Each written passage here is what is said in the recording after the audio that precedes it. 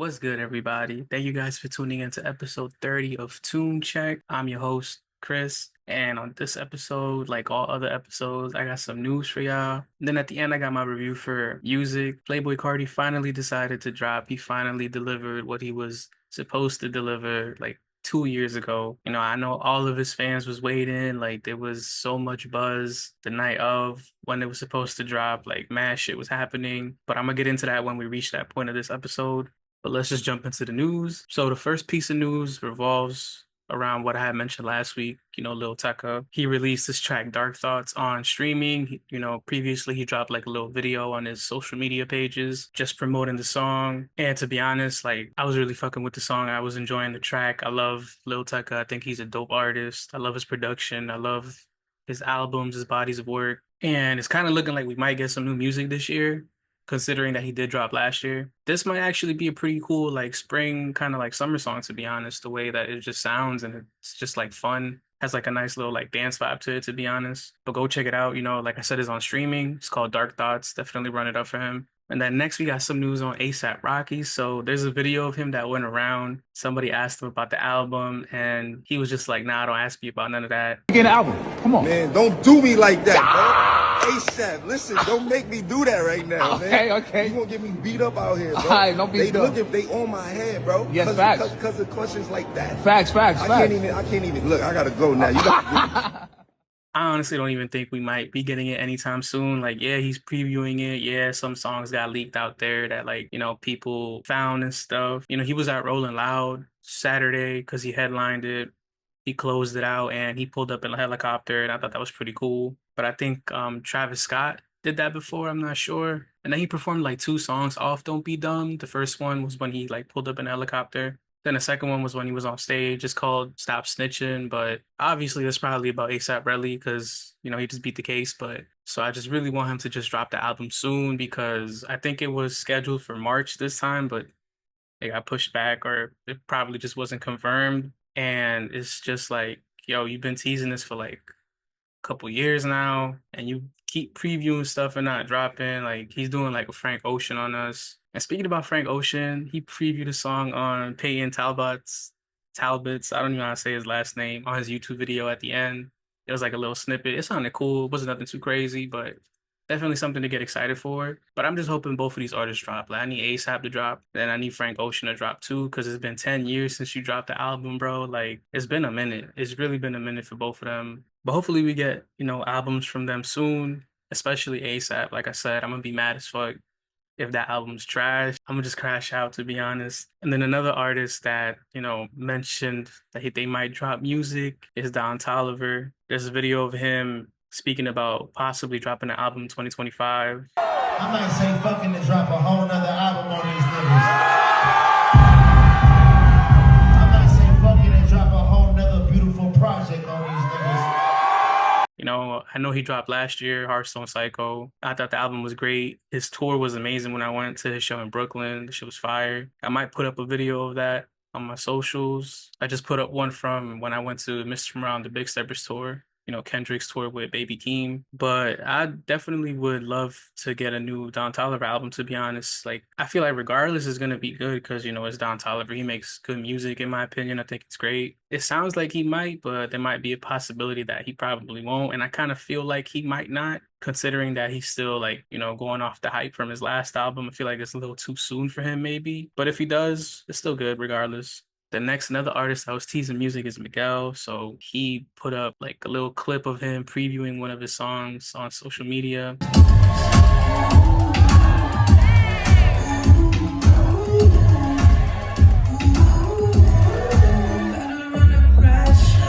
And that song sounds fire. Like I'm a really big Miguel fan. I've been a fan of his since like 2011. He's probably my favorite R&B artist, to be honest. Like number one. He's been that way for like years to me. I think he's one of the dopest artists, definitely inspired me like some points in my life. And like I said, like I'm really looking forward to this album that he's going to drop. It's been teased for a while. He hasn't really dropped the album since War and Leisure. And then that was when I seen him on tour as well. So I'm gonna definitely check him out again when he goes on tour. So I'm just patiently waiting as like, much as I can. But I just need something new. Like I just need him to just give me a release date. I don't even care if it comes out next year. As long as I have a release date, I'm chilling.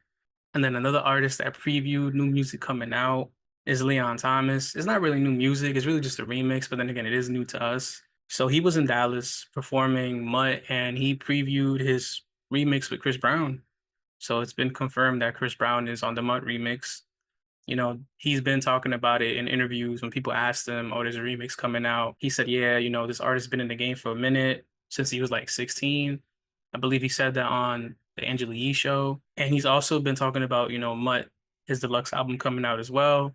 And he spoke about some features on it, but didn't reveal all of them. And then Chris Brown also had posted up the lyrics of the song on his Instagram story as well. So that kind of hinted towards it. I was like, it might happen. He previewed it and it sounded great, to be honest. Chris Brown's always going to deliver on any feature that he's on. And I'm excited for this deluxe. I'm excited for this song as well. He hasn't really mentioned like a date yet, but I'm pretty sure it's like around the corner.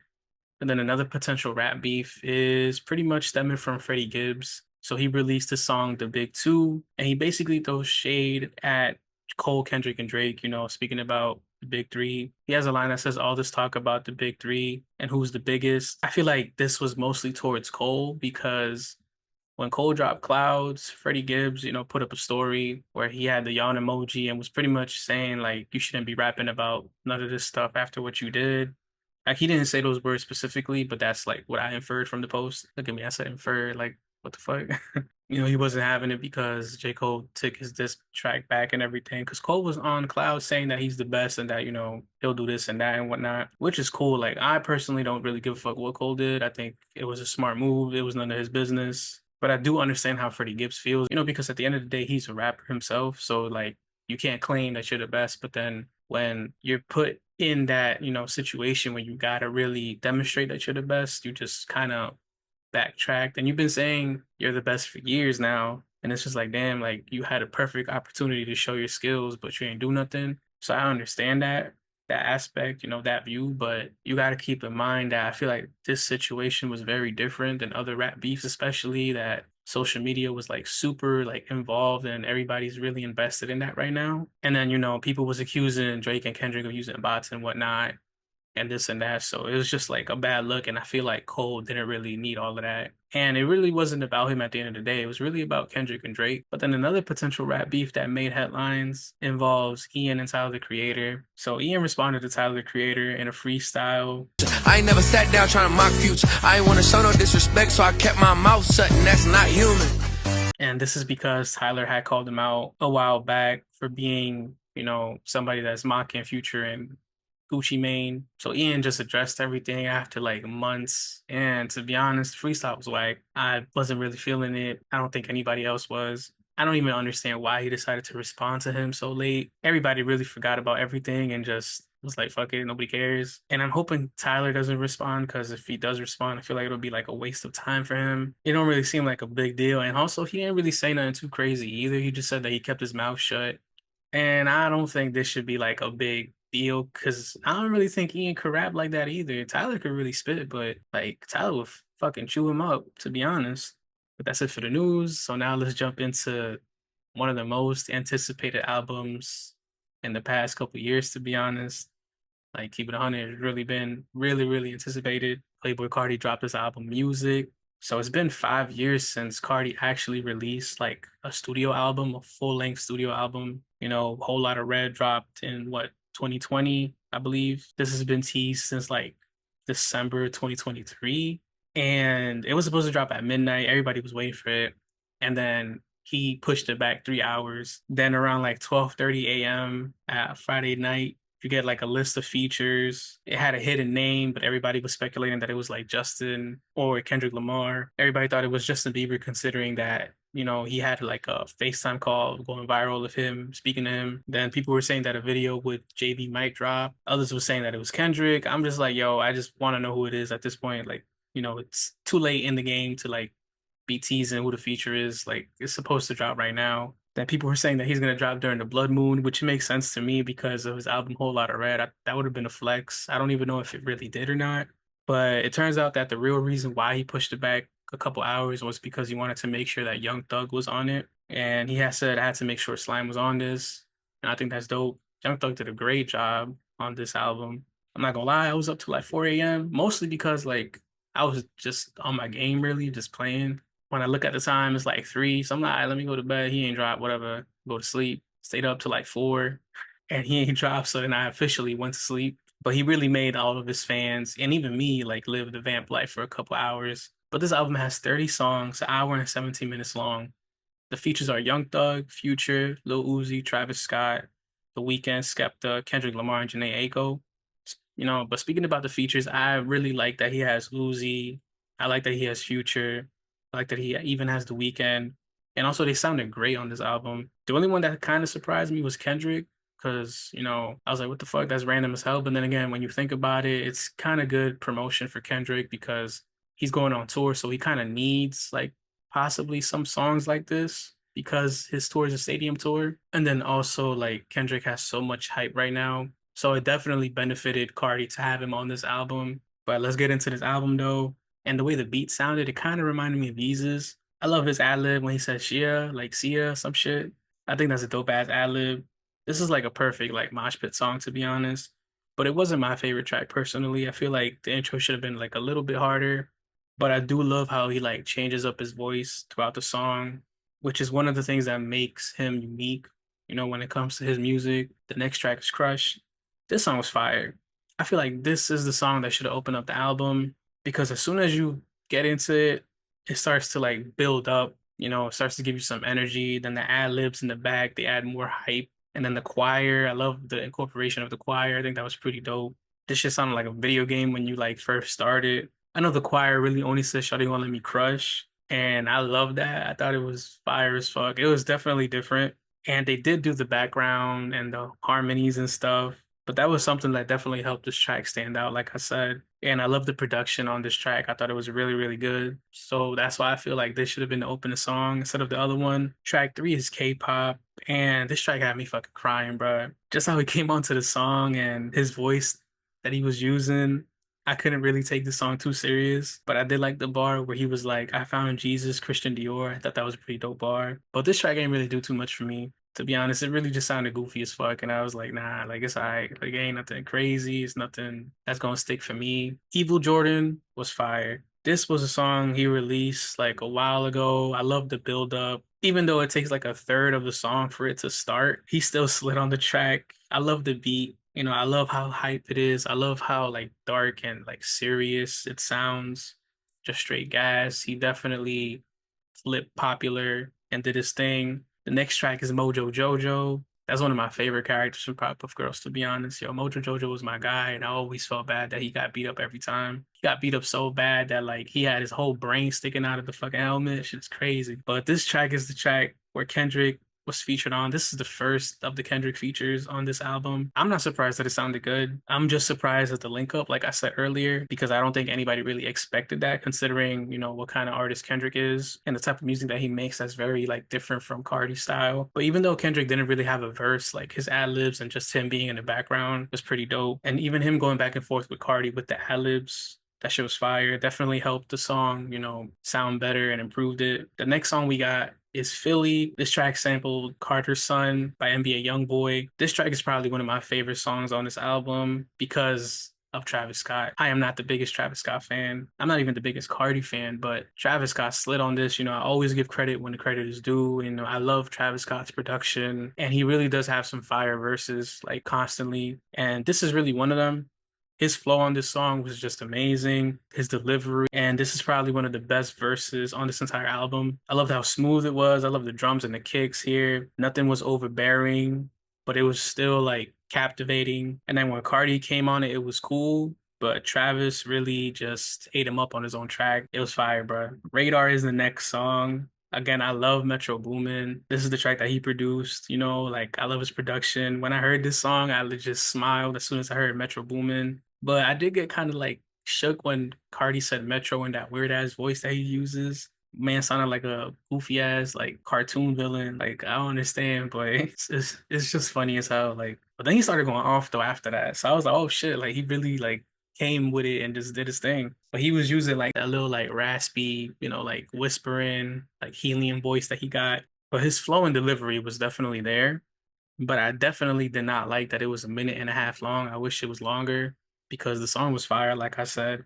Then next we got Rather Lie, one of the best songs on this entire album. This is most likely The Weeknd's and Playboi Carti's best collab so far, and it really shows how good of a duo they are.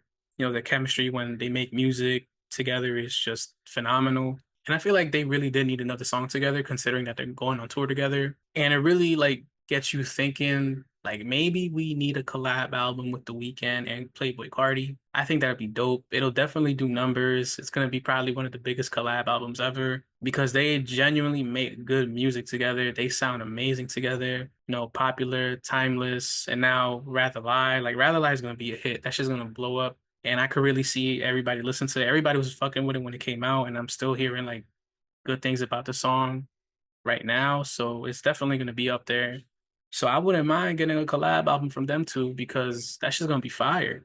Like The Weeknd's vocals alone on this track were just great. And to be honest, I really didn't expect this kind of performance from Carti. Like he really like slid on it. And like I said, this is probably one of my most favorite songs on this album, if not my favorite song. And then I loved how he switched to the next track called Fine Shit. You know, Carti kind of kept like the same mood and the same tone from Rather Lie. And then afterwards, we got Backdoor, which is the second Kendrick collab, which also features Janae Aiko. They sampled Red Rum by Lil Wayne. This kind of sounded more like a Kendrick Lamar song, to be honest, because the album did start off like really hyped up, but then it kind of tones down a little bit when it reaches Rather Lie. But I didn't mind it though, you know, it shows his versatility and it shows that Carti could really like collaborate with artists and really like do like a lot of things to make something sound really good, even if it's like something where he like leaves his comfort zone or does stuff that doesn't really like reflect his kind of style. I think that's dope and it sounded good, like I said. Then we have the song Toxic, where he brings it pretty much back to an aggressive tone. And when this song started, I thought it was Future on the track because I'm like, yo, he sounds just like Future. That shit's crazy. But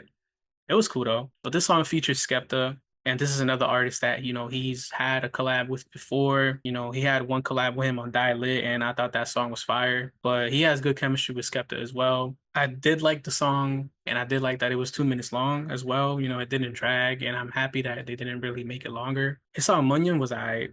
You know, it sounded like some shit I heard earlier on the album. It wasn't really nothing too crazy. This one was like super repetitive. Then we got Crank. This song sampled Fuck Taylor Gang by Space Ghost Perp. This track was fire. It was fun. It was definitely catchy from the beat to even him just saying free throw everywhere. Like that shit was hard. I thought it was fire. Then the next song is called Charge Them Hoes a Fee.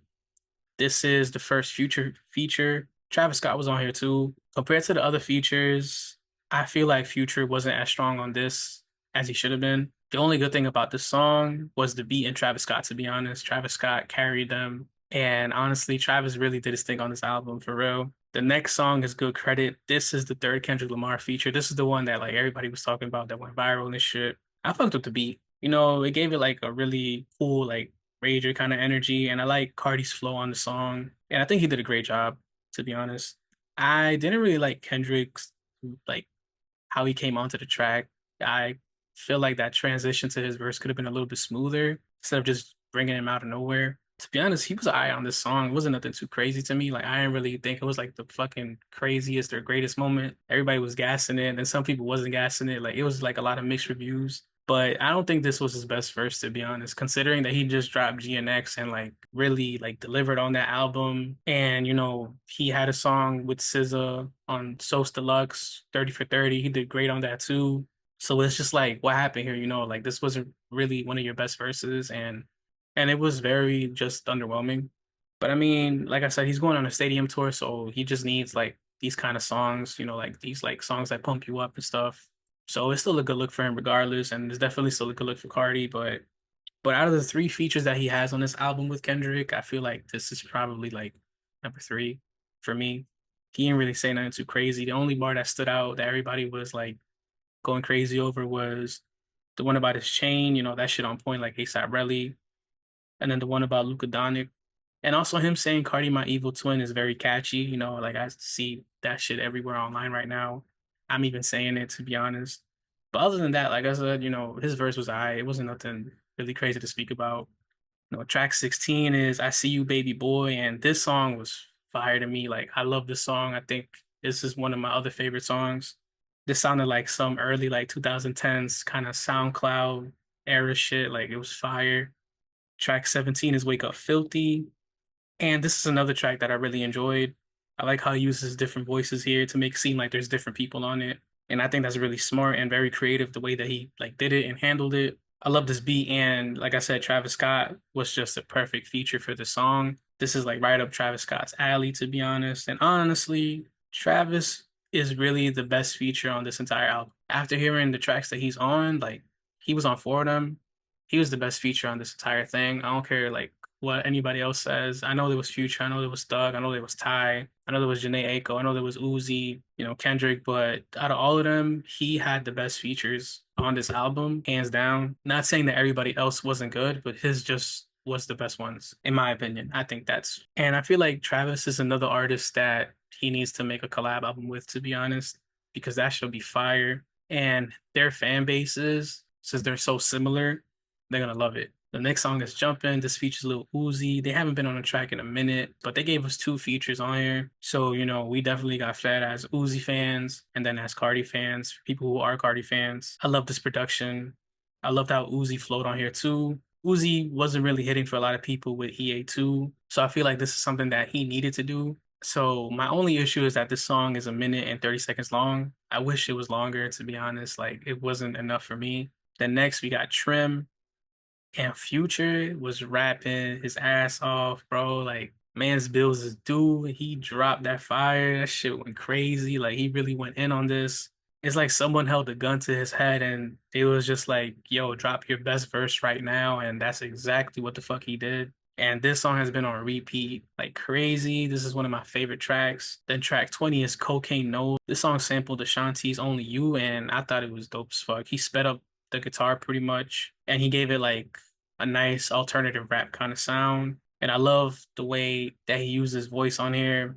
It definitely like fit the vibes that he was trying to give. This was giving me like I Am Not a Human Being kind of vibes, and I was really fucking with that. Track 21 is We Need All the Vibes. This song was the song that featured Young Thug and Ty Dolla $ign, and this is the reason why the album was delayed like 3-4 hours. Well, that's what he says, but that shit was worth it because Ty Dolla $ign, you already know Ty Dolla $ign is going to deliver. You already know Ty Dolla $ign is great on his features. He's always going to come with a fire ass feature. Like that's just a fact now at this point. Like it's like scientifically proven, to be honest. And just hearing Young Thug on it, on something recent, it's just dope as fuck to me. It also does show whenever, it comes for him to drop something, it's going to be fire considering the restrictions that he has on his music. He can't speak about certain things due to his case. But this song here was fire, and this is probably one of my favorite collabs as well on this album. One of my favorite songs on this album. Next, we got track 23. It's called Olympian. This one was a little calmer than his previous songs.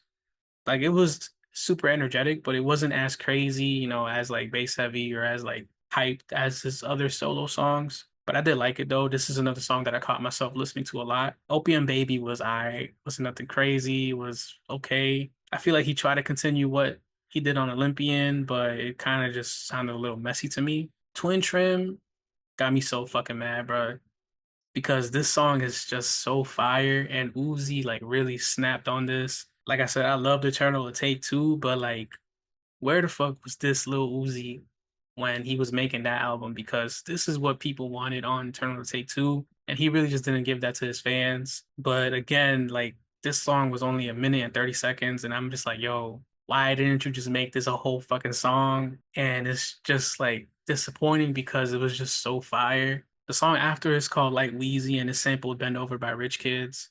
I like the sample, it was cool. It's not that it was a bad song, it just didn't feel like his strongest effort. It was alright, to be honest. Like the sample carried him, and that's really all I can say about this track. Then the last like 5 to 6 songs, I kind of ran through them because this shit was 30 songs. Like it was a lot. And to be honest, I feel like the last like 5, 6 songs wasn't really needed. They was all like really short. They were all like a minute or so long. There was probably one that was like 2 minutes, and he kind of lost me around like track 27. I'm gonna say this right now, like I'm not the biggest Carti fan, but overall, like this album was actually pretty good. I genuinely enjoyed it. I really liked it. I thought it was fire. I was actually surprised at the fact that I liked it so much and that I enjoyed it as much as I did. This had really good features. Does this album need 30 songs? Not really. He could have kept it at like 18, 20, to be honest. But before I heard this album, I went back to listen to like, his other studio albums. and he definitely carries over like a few elements from each one onto here. You know, you have songs that are like just really raw, like how he had on his first album. Then you got some like commercial songs, just like how he had on Die Lit, you know, Rather Lie, that's gonna be like super popping.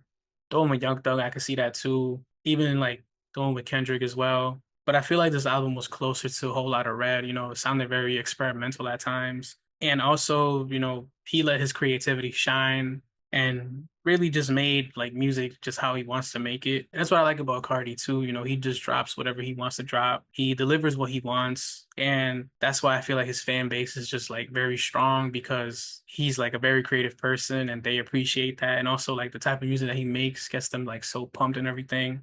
And he shows a lot of versatility here as well, from all the artists that he collabed with to like different kind of themes and moods that he brought on this album. And you know, this is considering that the album is 30 songs. And regardless of that, it was still really digestible for the most part. But one of my favorite things is the production. I honestly thought the production here was like really, really good. So I'd give this album a straight 8 out of 10, to be honest. Again, I'm not really the biggest Cardi fan, but this was definitely enjoyable. The reason why it's not a 10 out of 10 is because towards the end, like it didn't really hook me as much. Like I said, some tracks was okay. It didn't really need to be 30 songs. He could have kept it at like 18 to 20. And also, I'm pretty mad that Pierre isn't on this album. I expected a song to be produced by Pierre, so I'm mad that they didn't really collab on this. But regardless, I think this is probably Cardi's best work. And this man said he's dropping Baby Boy soon, but we all probably know that's not coming for like another like 2 years. But you know, shout out to Cardi for doing his thing. Shout out to him for just being himself and delivering music how he wants to. But that's it for this episode. Thank you guys for tuning in. Thank you guys for listening. I hope you guys enjoyed this album. And if you haven't heard it, go listen to it. You know, follow me on socials, like, download, and subscribe to my videos on YouTube, on Spotify, Apple Podcasts. You know, share this with your friends, family, loved ones, people at work, people you don't even like. Doesn't matter who, somebody. If there's anything you guys are listening to, anything you guys are making or want me to check out or that I missed, let me know. I also made a playlist on Spotify as well. It pretty much consists of the albums that I've been listening to, you know, so far in a year. It's made up of songs from each of those albums, and it's, you know, I'm gonna update it weekly, and I'm gonna add songs from the albums that are coming out as well when they come out. I'm gonna put those in there too, and I'm gonna just keep doing that for the rest of the year. And I'll probably do the same thing next year as well. I'm trying to make it like a yearly thing, but definitely go check it out. The link, you know, is in the description. The link is also in my bio on IG. But as I said, thank you guys for listening. I hope you guys all have a great week. Catch you guys next time. Peace.